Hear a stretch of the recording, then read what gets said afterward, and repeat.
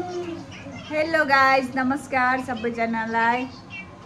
के हेरेको मलाई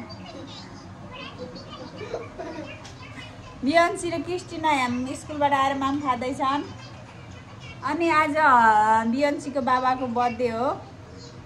अनि बुढालाई मैले आज यस्तो फुल गिफ्ट ल्याइदिएको। अनि बुढाले चाहिँ लाज लागेर फुल गिफ्ट लिनु भएन। हेलो बुढा, यता हेर्नु लाज लाग्यो। अहिलेसम्म जिन्दगीमा अहिलेसम्म मलाई एउटा केही गिफ्ट दिएको छैन, त्यही भएर मैले दिएको गिफ्ट पनि लाज लागेर लिँदैन। बुढा ल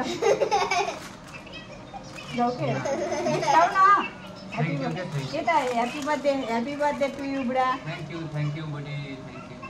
बियन्सीले नि ह्याप्पी बर्थडे भन्नु बाबालाई। भन क्रिस्टिना भन न ह्याप्पी बर्थडे अङ्कल। ल बियन्सी भन। आज चाहिँ मेरो दुईवटा भाइहरूको र बुढाको तीनजनाको बर्थडे हो। बिहान काममा जाँदाखेरि भाइहरूको बर्थडेको त देखिरहेको थिएँ, तर बुढाको बर्थडे भन्ने बिर्सेछु। अनि के अरे बाटोमा गएर सम्झेर यसो बुढालाई फुल ल्याइदिएको। भाइहरूलाई चाहिँ नेपालमा दुईवटा मेरा ट्विन्स भाइहरूलाई चाहिँ नेपालमा छन्, उनीहरूलाई पनि यहीँबाट एकदमै मिठो माया छ। बाई बाई, ह्याप्पी बर्थडे बुढा वान्स अगेन। थ्याङ्क यू बुढी, थ्याङ्क यू। पैसा चेक गर्ने पनि टेन्सन छ बुढालाई। स्यालेरी आयो कि आएन, पैसा कति आयो, जिन्दगी त्यही पैसामा पैसा हेर्दा हेर्दै आधा उमेर गइसक्यो। By by, love you. दाइ र दिदीले यहाँ बुढालाई सरप्राइज केक ल्याइदिएर आउनुभएको छ। त्यही उभिनु नि त दिदी। ल ह्याप्पी बर्थडे भाइलाई। धन्यवाद, ह्याप्पी बर्थडे। धन्यवाद दिदीलाई। धेरै धेरै प्रगति होस्, राम्रो होस्।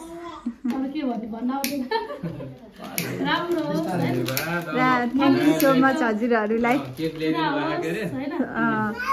मैले गुलाबको फुल दिएको थिएँ, बुढा लाजले अघि समातेन, त्यही भएर राखिसकेँ। भ्यालेन्टाइन डे अहिले आयो ल बेन्सी पुगर अब। ल काट। काटौँ नि।